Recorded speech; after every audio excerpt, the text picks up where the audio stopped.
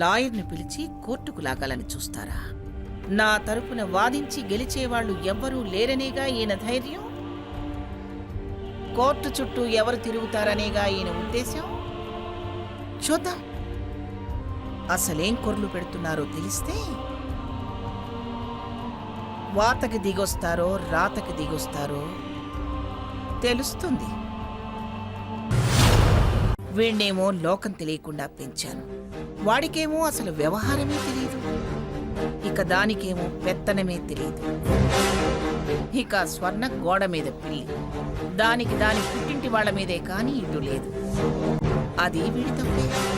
ఏమైనా ఆయన దూకుడికి కర్ర అడ్డం పెట్టాలి, వేగం చూసి ఎదురెళ్ళాలి, వాళ్ల వెంట వెళ్లకుండా తెలివిగా ప్రవర్తించాలి. పై ఎత్తు ఆయన వేయకుండా పాచికల్లో పల్లెం వేయాలి. నిచ్చెనెక్కనివ్వదు, ఎక్కినా పక్కనే పెద్ద బావుండాలి. సాకేత్ రే సాకేత్! గ్రాని, ఏమైంది గ్రాని? అర్జెంటుగా మనం బయలుదేరాలి. ఈ ముసలాయన మరీ ఎక్స్ట్రాల్ చేస్తున్నాడు. ఏమైంది అత్తయ్య? ఏమైందో ఏమవుతుందో వచ్చాక తెలియదు. పదరా బయలుదేరదాం. నన్ను రమ్మంటావా అమ్మా? అలా అడుగుతారే, వెళ్ళండి. అవసరం లేదు, మీరు వెళ్ళండి. పదండి గ్రాని, నేను కార్ రెడీ చేసి వస్తాను.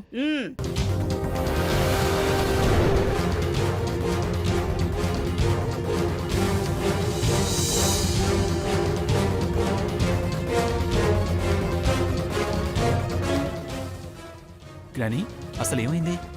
చెప్పానుగా హద్దు మీరుతున్నారని.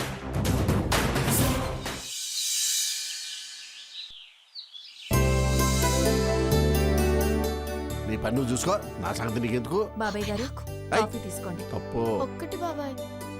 నేను ఇస్తా.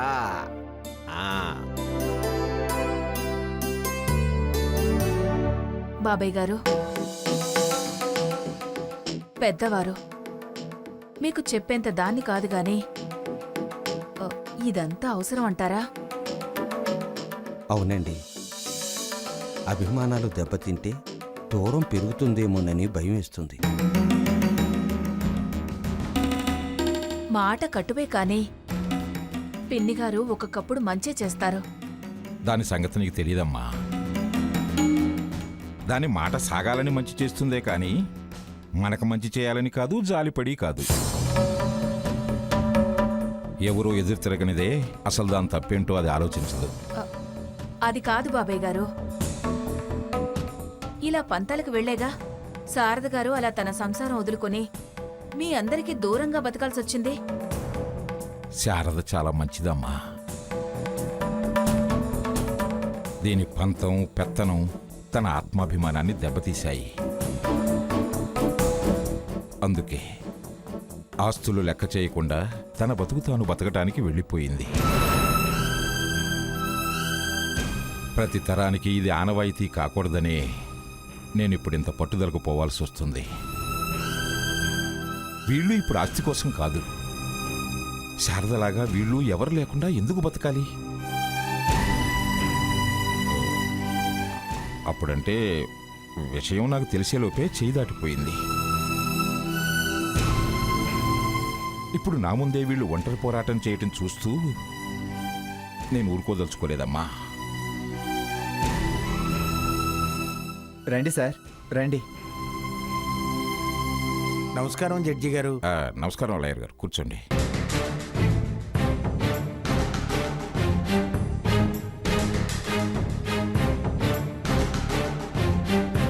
అమ్మా సీత, లాయర్ గారికి కాఫీ తెచ్చివు.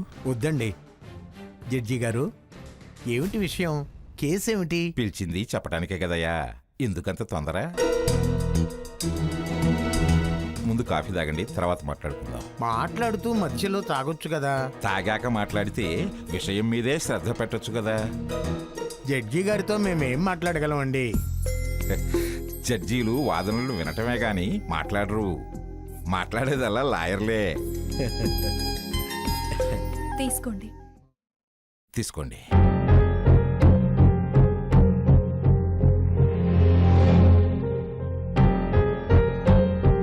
చెప్పండి సార్. చూడండి, వీడు నా పెద్ద మనవడు. తను వీడి భార్య. వీరిని నేను ఎప్పుడూ చూడలేదే. ఇప్పుడు మీ ఇంటి దగ్గర చూశారు కదా. ఆ, నా ఉద్దేశం అది కాదు. జడ్జి గారిని వివరం అడుగుతున్నాను.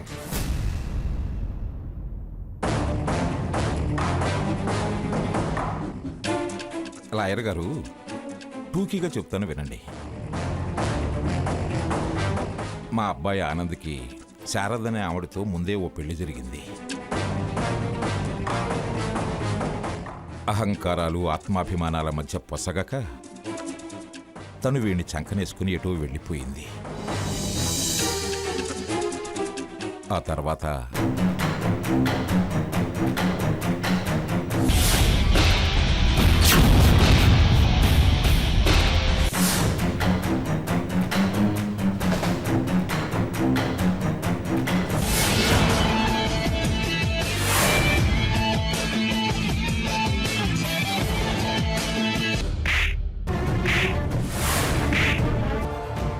పిఠాపురం వారసుడు, నా కన్న కొడుకు.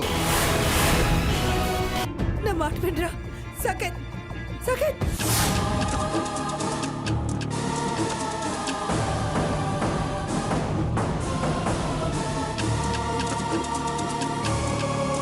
వీడు నా కొడుకు ఆనంద్కి పెద్ద కొడుకు. ఆగండి రా, అక్కడే ఆగండి. వేయి తలుపులో.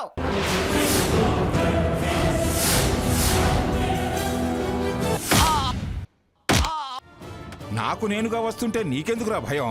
పదా రామ్మ సీత. ఇప్పుడు వీళ్ళని అక్కడ ఉండొద్దు అంటుంది, హక్కు లేదు అంటుంది. నేను కుదరదు అన్నాను.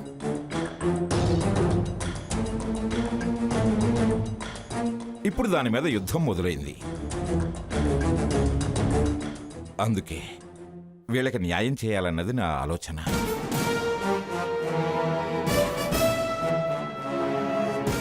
కాబట్టి నా స్వార్జితమైన యావదాస్తిని వీళ్ళకి వీలునామా రాయాలనుకుంటున్నాను.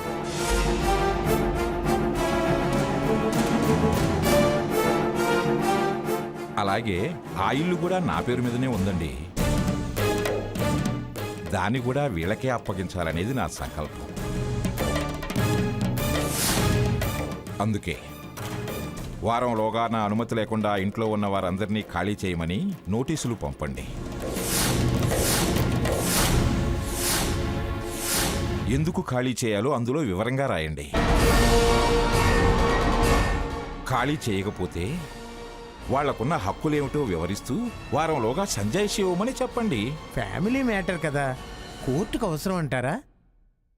సివిల్ కేసుల్లో అన్ని ఫ్యామిలీ మ్యాటర్స్ ఎక్కువగా ఉంటాయి కదండి.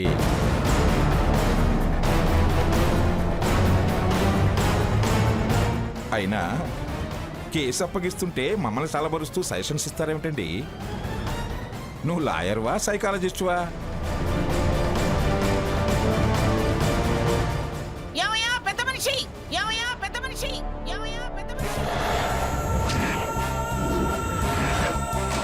రా, ఒకసారి బయటికి రా. అమ్మో, మంగమ్మ గారు వచ్చినట్లున్నారండి. ఏ వస్తుందనుకోలేదా?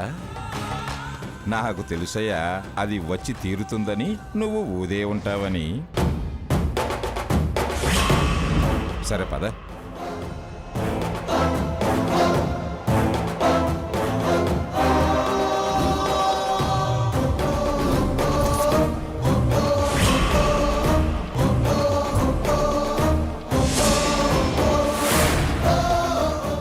ఏం మంగాయమ్మ గారు,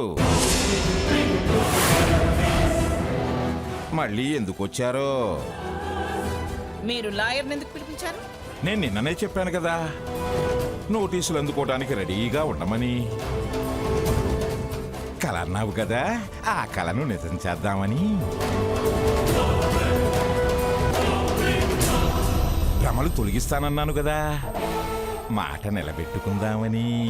ఏమని నోటీస్ పంపిస్తారు? చెప్పవయ్యా. మనిషి మనిషికి నేనెక్కడ చెప్పను?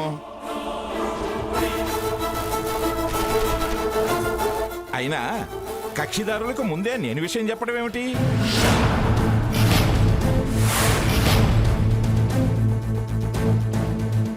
లాయర్గా నోటీసులు ఇచ్చేవాడివి నువ్వు చెబితే తప్పేమీ లేదు, చెప్పు. పైగా ఈ కాలం లాయర్లకి అటు ఇటు ఒప్పందించడం మామూలే. చెప్పండి లాయర్ గారు. అమ్మా, ఒకటి, మీరిప్పుడు ఉంటున్న ఇల్లు వీరి పేరు మీద ఉంది. పైగా వారి స్వార్జితపు ఆస్తుల జాబితాలో అదొకటి. అందులో వారి అయిష్టానికి ఉండేవాళ్ళు వెంటనే ఖాళీ చేయాలట.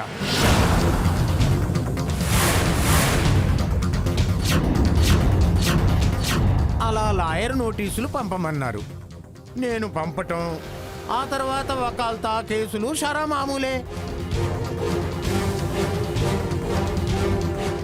నెక్స్ట్, వారి స్వార్జితాలైన ఆస్తులన్నీ పిఠాపురం శ్రీ రఘురాం గారి పేరు మీద వీలునామా వ్రాసి రిజిస్టర్ చేయించటం.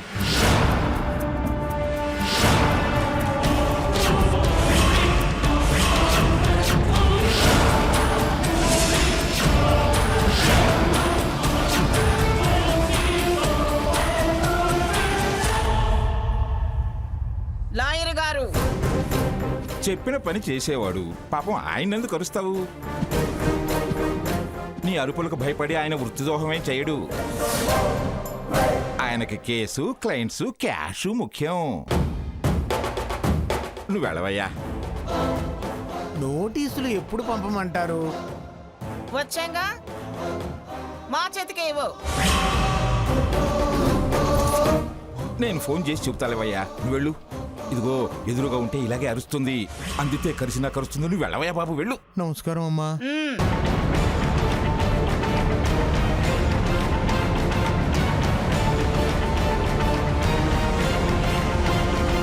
అర్థమైందిగా మంగమ్మ గారు, దీనికోసం పాపం ఎందుకు ఇంత శ్రమపడి రావటం? ఒక గంటకి ఫోన్ చేస్తే ఆ ఒప్పందించిన లాయరే చెప్పేవాడుగా.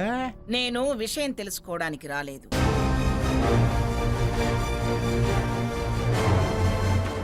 మీ విపరీత ప్రవర్తనకి కారణం తెలుసుకుందామని వచ్చాను. కారణం నువ్వు అని తెలిసి కూడా ఇంకా కారణం తెలుసుకునేదేమిటి? మూర్ఖపు మాటలు కాకపోతే.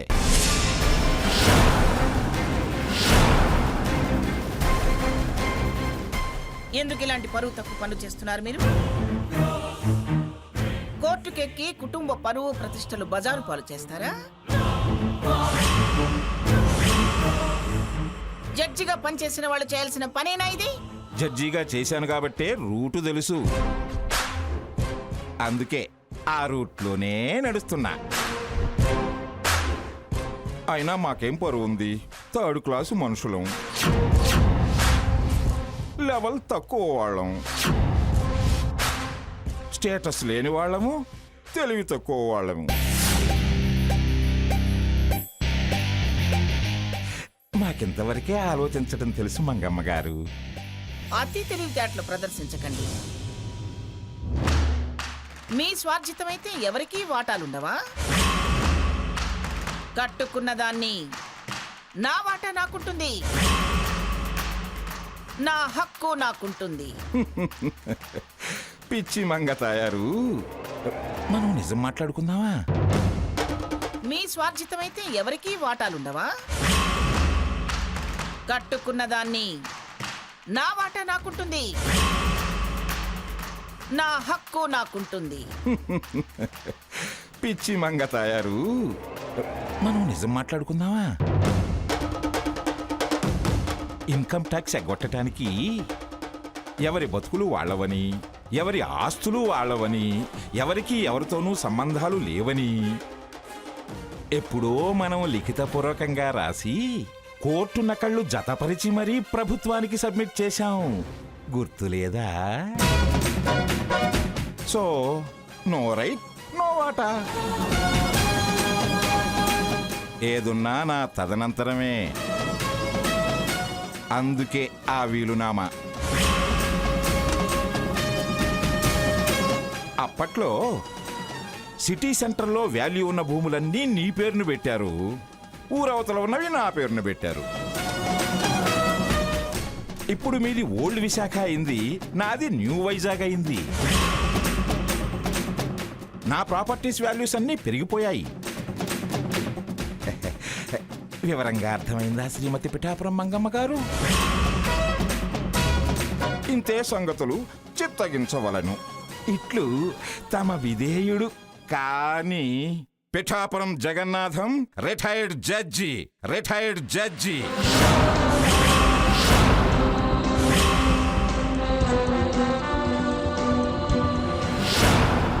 మీరు ఆస్తులు వాటి విలువలు చూస్తున్నారు. నేను మనుషులు వాళ్లకు పెరిగిన విలువల గురించి మాట్లాడుతున్నాను. మీవి అనుకోవటంలోనే మీ పెదపతనం బయటపడుతుంది. చిత్తగించగలరు ఇట్లో పిఠాపురం జగన్నాథం అని ఒత్తి పలికేంత సత్తా? హ! ఏళ్ల తరబడి కష్టపడి ఆ ఇంటికి పేరు తెచ్చిపెట్టింది నేను.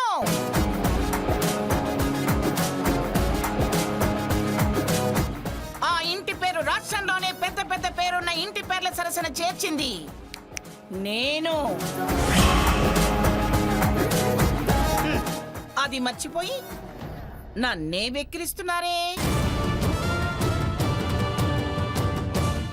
నగా నట్రా లేకున్నా పిఠాపురం వారి పేరు చెబితే చాలు అవతలి వాళ్ళు లేచి నిలబడి సలాం చేసేంత లెవెల్కి దాన్ని తెచ్చిపెట్టింది నేను. ఆ విషయం మీకు గుర్తులేదా? ఇటుక మీద ఇటుకు పెంచి ఇల్లు కట్టినట్టు నా తెలివితేటలతో వ్యాపారాలు పెంచి మీకు విశాఖలో అడ్రస్, రాష్ట్రంలో గుర్తింపు నా స్వార్జితం. పైకెత్తి కూర్చోబెట్టాక కిందున్న వాళ్ళ మీద ఉమ్మేసే బుద్ధి మీది. ఇటుక మీద ఇటుకు పెంచి ఇల్లు కట్టినట్టు నా తెలివితేటలతో వ్యాపారాలు పెంచి మీకు విశాఖలో అడ్రస్, రాష్ట్రంలో గుర్తింపు నా స్వార్జితం. పైకెత్తి కూర్చోబెట్టాక కిందున్న వాళ్ళ మీద ఉమ్మేసే బుద్ధి మీది.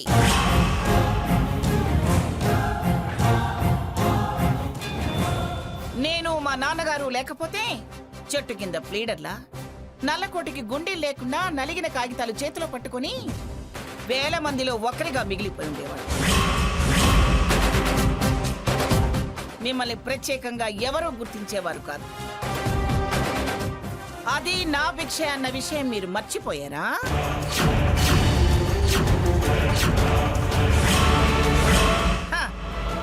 అంతఃపురంలో కూర్చోపెట్టిన ఇంట పుట్టిన బుద్ధి, వంట పుట్టిన చేష్టలు ఎక్కడికి పోతాయి?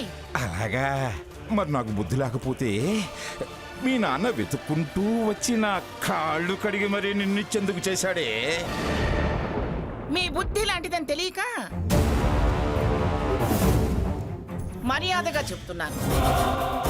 నోటీసులు, కోర్టులు అంటూ కోర్టుకి మీరెక్కితే ఆస్తుల కోసం దిగొస్తాననుకుంటున్నారేమో.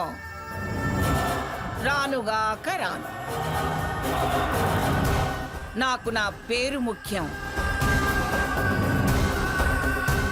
దానికి నష్టం జరిగితే నేను సహించనుగాక సహించను. ఏం చేస్తావు? చస్తాను అంటావు. అయినా అంతా నీ కష్టమేనన్నట్టు అంత బిడ్డప్పులు ఇస్తావేమిటే? నీ వెంట నేను అనేవాడిని ఒకనున్నానని మర్చిపోకు. దేనికి? ఆకారానికా? మూలధనం నా పుట్టింటి ఆస్తి. ఇవాళ మీరు నాది అనుకునే ప్రతి పైసా వెనుక అదే పెట్టుబడి. ఆహా, నా మనవడు అనే వాడి వెనక నా మూలధనమే ఉంది. తెంచుకోవటం మొదలు పెడితే మొత్తం తెంచుకుందాం. చిచి, ఇంత వయసు వచ్చినా అంత నీచమైన మాటలు మాట్లాడటానికి నోరెలా వస్తుంది? అంతే వస్తుంది. రౌతును బట్టి గుర్రమని నీ అహంకారం నువ్వు తగ్గించుకోకపోతే నా వ్యవహారంలో నేను తగ్గను. ఇప్పుడేమిటి? వీళ్ళని ఆ ఇంట్లో ఉండనివ్వాలి అంటారు, అంతేనా? అంతేగా. అందుకేగా వ్యవహారం ఎంత దాకా వచ్చింది. ముందు మీరు బయలుదేరండి. గ్రాని, ఆస్తి పోతే పోయింది. ఈ దరిద్రులు మన ఇంటికి రావడానికి వీల్లేదు.